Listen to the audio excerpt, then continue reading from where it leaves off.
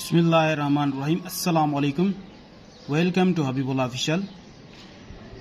IBA BPS 5 to 15 matriculation category का आज का जो पेपर हुआ है 23 जून 2025 को, तो ये उसके मैथमेटिक्स का पोर्शन है जिसका मैंने पार्ट 1 सॉल्व किया है, क्वेश्चन नंबर 41 से लेकर 50 तक। तो ये पार्ट 2 है और इसमें मैं आज 51 से लेकर 60 तक मैथमेटिक्स के जो प्रॉब्लम्स हैं उनको बिल्कुल सिंपल और आसान तरीके के साथ सॉल्व करूंगा। जैसे कोशिश करूंगा कि सबको जो है वीडियो देखते ही समझ में आ जाए। तो चैनल पे नए तो चैनल को सब्सक्राइब करें और वीडियो को कंप्लीट देखें ताकि आपको काफ़ी सारा फ़ायदा हो सके। जिनका टेस्ट हो गया है वो चेक करें, वेरीफाई करें कि उनके कितने क्वेश्चंस करेक्ट हैं, और जिनका टेस्ट नहीं हुआ वो तो लाजमी देखें ताकि जो है पैटर्न सेम ही आ रहा है, फिर उनको जो है काफ़ी उसमें फ़ायदा होगा। तो ये है क्वेश्चन नंबर, ये रिलेटेड है वर्ड प्रॉब्लम्स के साथ 51 से लेकर 60 तक। तो क्वेश्चन नंबर 51 है, a pen worth ₹50 is sold out for ₹75, the profit percentages. तो एक पेन है जिसकी कीमत है 50 रुपये, लेकिन वो बिक गया है, सोल्ड आउट हो गया है 75 में। तो जो प्रॉफिट हुआ है उसकी परसेंटेज हमें निकालनी है, फाइंड करनी है वो कितनी परसेंटेज है। तो इसका जो फार्मूला, एक सिंपल एक फार्मूला, इसको आप याद रखें। प्रॉफिट परसेंटेज फाइंड करने का ये एक सिंपल सा जो है फार्मूला है। इसमें क्या है, सेलिंग एसपी है selling price minus CP cost price divided by CP cost price और मल्टीप्लाई बाय 100। मल्टीप्लाई 100 इसी वजह से कि हमें परसेंटेज निकालनी है। तो सेलिंग प्राइस कौन सी है, सेलिंग प्राइस जो हमने सोल्ड आउट की है वो प्राइस है 75। अच्छा, इसकी कास्ट प्राइस क्या है, वो है 50। डिवाइड करेंगे कास्ट प्राइस के साथ जो है 50, मल्टीप्लाई करेंगे 100 के साथ। 75 माइनस 50 ये हो जाएगा 25 डिवाइडेड बाय 50 मल्टीप्लाई बाय 100। तो इसको 50 ये 0 खत्म करें, ये भी खत्म करें, 5 का यहाँ पे एक दफ़ा, यहाँ पे 2 दफ़ा। तो 25 मल्टीप्लाई बाय 2 कितना होगा, ये हो जाएगा 50%। ठीक है, तो क्वेश्चन नंबर 51 का जो करेक्ट आंसर है वो है 50%, यानी बी। जिसने मार्क किया उसका ये सही है। और ये एक ही फार्मूला है प्रॉफिट परसेंटेज का, ये आप याद रखें। इंशाल्लाह जो भी इस टाइप के प्रॉब्लम्स आएंगे उनके लिए ये फार्मूला जो है वो काफ़ी है। अच्छा, उसके बाद है क्वेश्चन नंबर 52।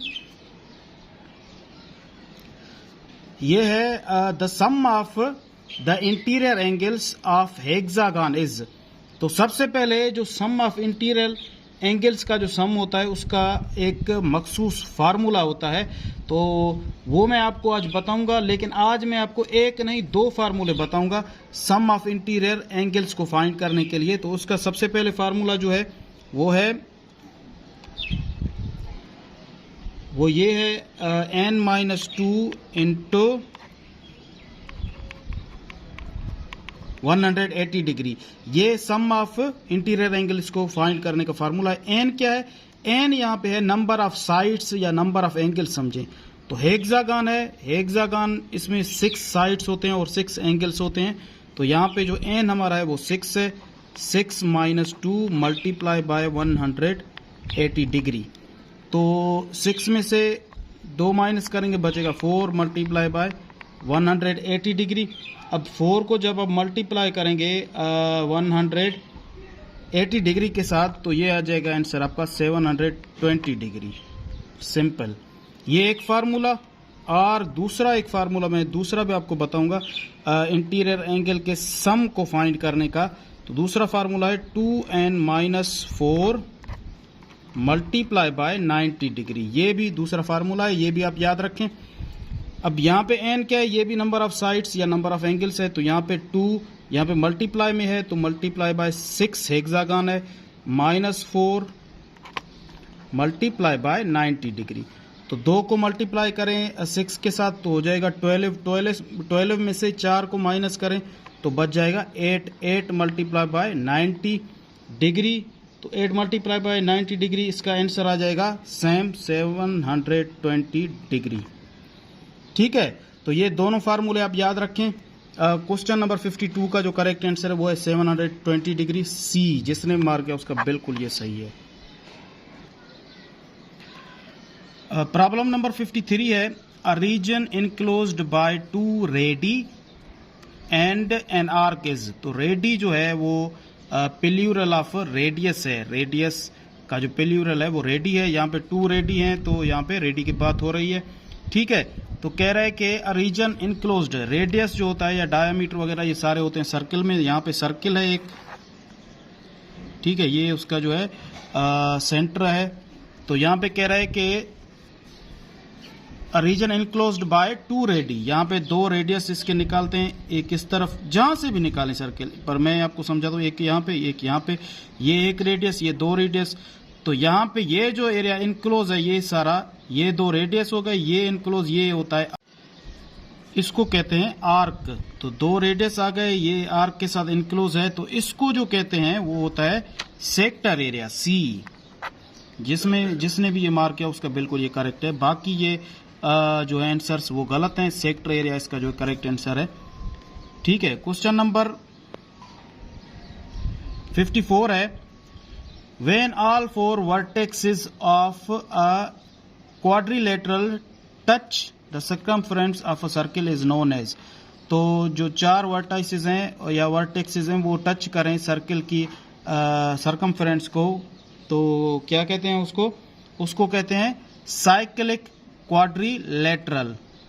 ठीक है, यानी एक क्वाड्रिलेटरल है, 4 vertex of quadrilateral touch the circumference of circle, तो उसको कहते हैं साइक्लिक क्वाड्रिलेटरल। 54 का आंसर ए है। जिसने भी मार्क किया बिल्कुल उसका ये करेक्ट है। अच्छा, अभी जो है मुझे पेपर सॉल्व करना है, टाइम भी कम है, वरना मैं हर चीज ये जो सारे थे साइक्लिक क्वाड्रिलेटरल या सर्कम सर्किल क्या होता है, सेंट्रिक क्वाड्रिलेटरल या सेंट्रॉइड, सबको डिफाइन करता, लेकिन इंशाल्लाह मैं इनके बारे में एक अलग वीडियो बनाऊंगा, उसमें मैं अलग अलग तरीके के साथ आपको समझाऊंगा, सिंपल तरीके के साथ। क्वेश्चन नंबर 55 है a method which is not applicable for solving simultaneous linear equation. तो कौन सा मेथड है जो सिमल्टेनियस लीनियर इक्वेशन के सॉल्व करने में जो है वो इस्तेमाल नहीं होता, उसकी एप्लीकेशन उसमें नहीं है, तो वो कौन सी है? ए है एलिमिनेशन मेथड, ये भी इस्तेमाल होता है जो एप्लीकेबल है सिमल्टेनियस लीनियर इक्वेशन के लिए। सब्स्टिट्यूशन मेथड भी इसमें इस्तेमाल होता है। क्रेमर्स रूल भी इसमें इस्तेमाल होता है, यानी इसकी एप्लीकेशन है सिमल्टेनियस इक्वेशन में। लेकिन कंप्लीटिंग द स्क्वायर ये है जो एप्लीकेबल नहीं है सिमल्टेनियस इक्वेशन के लिए, उसको सॉल्व करने के लिए। तो 55 का करेक्ट आंसर डी है, क्योंकि कंप्लीटिंग द स्क्वायर जो इस्तेमाल होता है वो क्वाड्रेटिक इक्वेशन में इस्तेमाल होता है, ये बात आप याद रखें। तो 55 का जो करेक्ट आंसर है वो है डी। क्वेश्चन नंबर 56 है the quotient of 64 divided by 63 and 108 divided by 107 is. तो इसके क्वोशंट को फाइंड करने के लिए तो हमें ये दोनों मतलब डिवाइड करने होंगे। तो इसको कैसे हम सॉल्व करेंगे? 64 डिवाइडेड बाय 63 डिवाइड करेंगे 108 डिवाइडेड बाय 107 के साथ। अब इसको कन्वर्ट करें, 64 डिवाइडेड बाय 63 मल्टीप्लाई करें, ये नीचे वाला ऊपर, ऊपर वाला नीचे आएगा, यानी 117 डिवाइडेड बाय 108 के साथ। अब आमने सामने इनके टेबल जो भी लगे उनको लगाएं, तो फिर जैसे ये हमारा जो प्रॉब्लम है ये शार्ट हो सके। तो सबसे पहले यहाँ पे 3 का लगाते हैं, यहाँ पे 2 दफ़ा, यहाँ पे 1 दफ़ा। तो इसमें 3 टाइम 9, फिर 2 बजेगा 27, ये हो जाएगा 9 टाइम्स। फिर से लगाएं, यहाँ पे 7 टाइम्स 3 का, यहाँ पे 1 दफ़ा, यहाँ पे 3 दफ़ा, 13 हो गया, ये 7 हो गया। अब इन पे भी 2 का लगाएं, यहाँ पे 3 दफ़ा टेबल लगेगा 6 पे, और यहाँ पे 2 दफ़ा 4 पे, यहाँ पे 5 दफ़ा, यहाँ पे 4 दफ़ा, फिर से 2 का लगाएं टेबल, यहाँ पे 1 दफ़ा 1 बजेगा, यहाँ 12 हो जाएगा 66 टाइम्स, यहाँ पे 2 दफ़ा 1 बजेगा तो 14 हो जाएगा 7 टाइम्स। ठीक है, तो सिंपली ये टेबल लगे। अब इनको मल्टीप्लाई करें सिंपल करके, यानी 16 multiply by 13 divided by 7 multiply by 27। तो इसको जब आप मल्टीप्लाई करेंगे तो यहाँ पे ये दोनों को मल्टीप्लाई करेंगे 208 आ जाएगा, आप देख लें, वेरीफाई कर लें, और 7 मल्टीप्लाई बाय 27 ये आ जाएगा 189। तो ये आपका जो है इसका आंसर आ गया। यानी क्वेश्चन नंबर 56 का जो करेक्ट आंसर है वो है 208 डिवाइडेड बाय 189। तो ए 56 का करेक्ट आंसर ए है। जिसने भी मार्क किया बिल्कुल उसका ये करेक्ट है।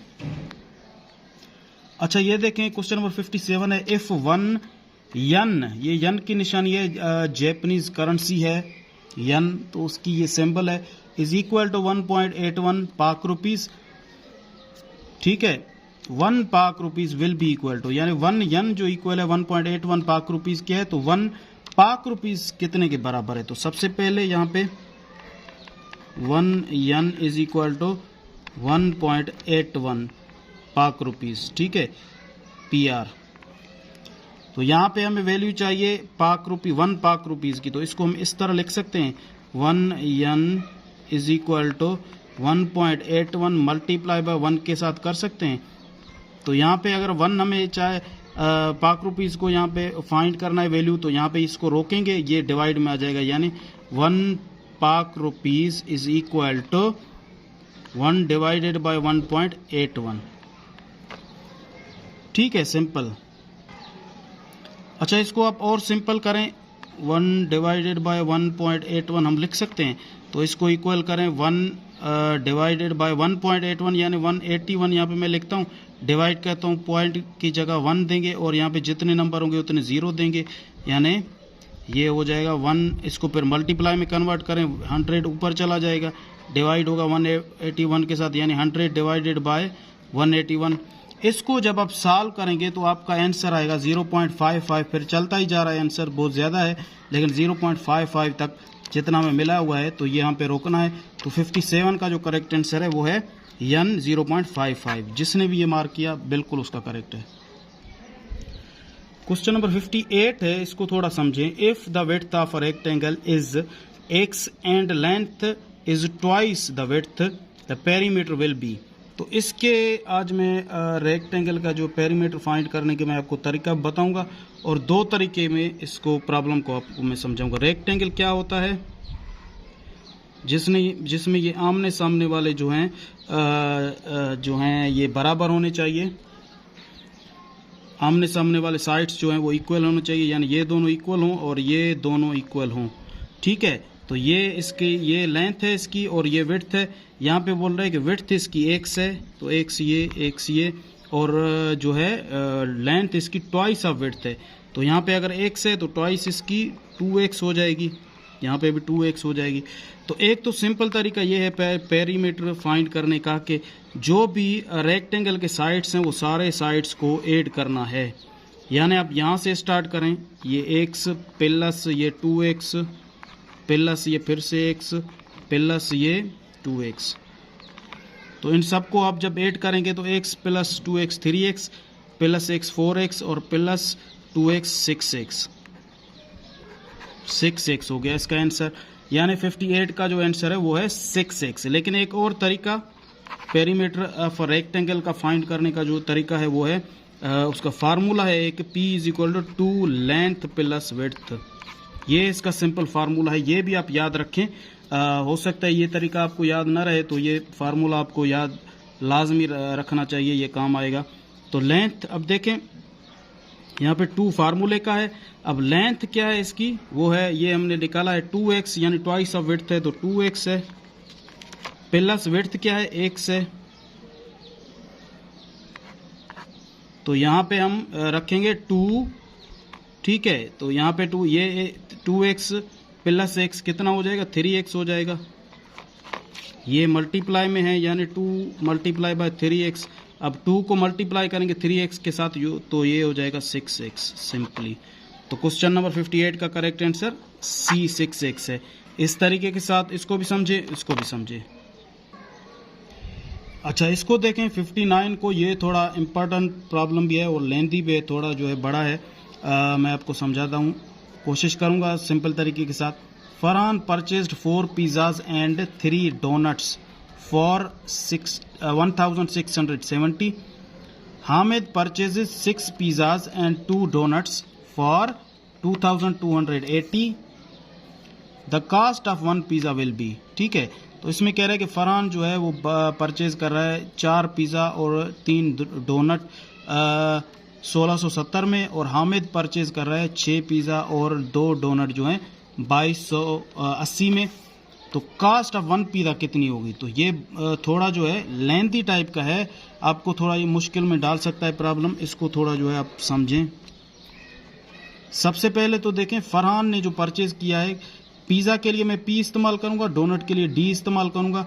तो 4 पिज़्ज़ा 4P प्लस 3 डोनट, ये 3 डोनट्स ये साथ में उसने परचेज किए कितने में? 1670 में। ये आपका समझिए इक्वेशन 1 है, ठीक है।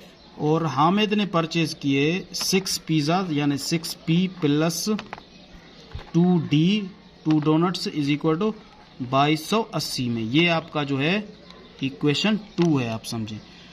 तो या तो यहाँ से P की वैल्यू निकाल के आप यहाँ पुट करें, या यहाँ से निकाल के यहाँ पुट करें सिंपल तरीके के साथ। मैं यहाँ से P की वैल्यू निकालता हूँ। 4P इज इक्वल टू ये उधर चला जाएगा यानी माइनस 3D, ये माइनस में हो जाएगा। हमें P की वैल्यू निकालनी है पहले। P is equal to 1670 minus 3D divided by 4। मैं जल्दी जल्दी में कर रहा हूँ, टाइम कम है, ठीक है। तो ये P की एक वैल्यू ये आपका हो गया इक्वेशन 3, P की वैल्यू आ गई। अब ये P की वैल्यू यहाँ पे पुट करें, 6 P मल्टीप्लाई में multiply by 1670 minus 3D divided by 4 plus 2D is equal to 2280। ये रख लें यहाँ पे सेम। अब यहाँ पे टेबल लगा, यहाँ पे 3 दफ़ा, यहाँ पे 2 दफ़ा लगेगा इस पे। तो ये हो जाएगा 3 को मल्टीप्लाई करें इसके साथ भी इसके साथ भी, 1670 के साथ जब हम 3 को मल्टीप्लाई करेंगे तो ये आ जाएगा 5010।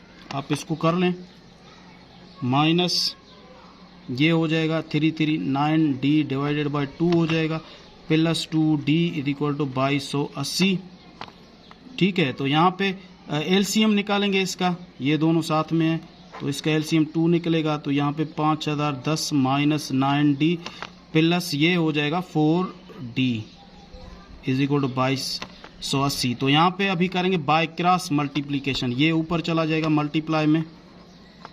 तो 5010 minus 9D is equal to ये ऊपर इसके साथ मल्टीप्लाई में चला जाएगा।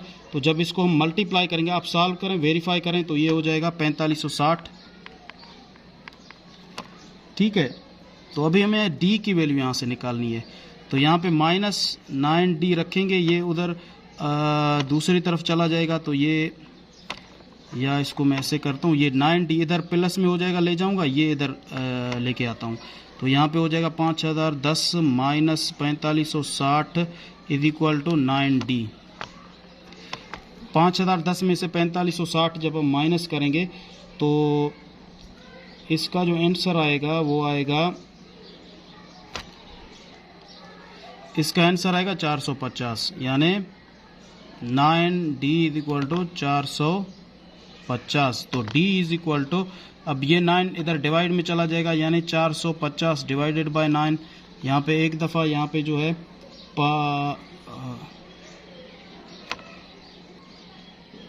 अच्छा यहाँ से थोड़ी जो है अब इसको चेक करें, ये 9D होगा और ये जो है एलसीएम जब इसका हम निकालेंगे तो ये 4D हो गया।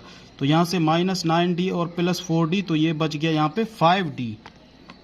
ये 9D में लिख किया है लेकिन 5D बच गया, यहाँ पे 5D आएगा। तो यहाँ पे भी जो है 5D, ठीक है। तो यहाँ पे भी 5D, तो यहाँ पे ये हो जाएगा।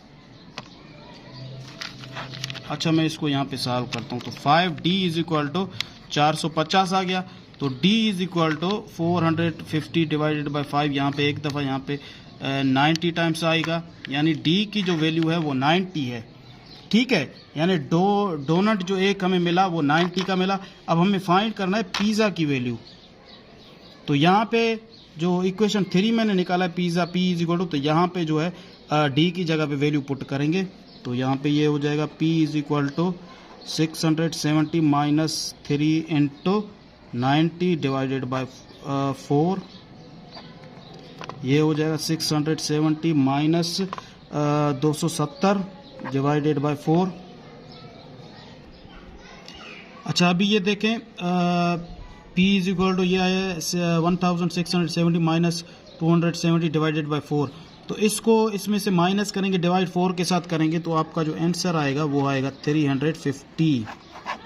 यानी पिज़्ज़ा की जो रकम है हमें फाइंड करनी थी वो है 350 और डोनट की हमें जो रकम है वो है 90।